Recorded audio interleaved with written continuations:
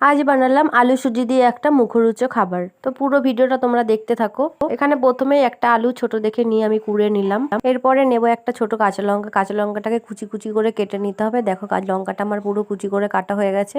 এবার আমি কড়াইতে সাদা তেল দিয়ে দেবো, তার মধ্যে দিয়ে দেবো একটু কালো জিরা আর কাঁচা লঙ্কাগুলো দেওয়ার পরে এবার আমি সুজিটাও দিয়ে দিলাম।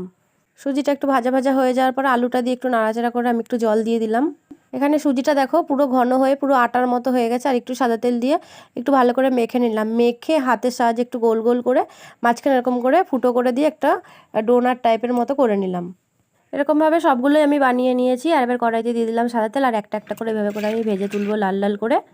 দেখো এক পিঠ হয়ে গেছে, এবার আমি একটু উল্টে দিয়েছি জিনিসটাকে। এবার দেখো পুরো মুচমুচে করে ভাজা হয়ে গেছে। তো আর বাকি চারটেগুলোও দিয়েছি, দেওয়ার পরে দেখো সবার শেষে হয়ে গেছে পুরো ঘেটে গিয়ে সুজির হালুয়া হয়ে গেছে। এখানে তো মানে কি বলবো, আমার আর কিছু বলার নেই, তোমরাই বলো। ফেলে দিইনি, করে নিয়েছি, তবে ভালোই লেগেছে খেতে।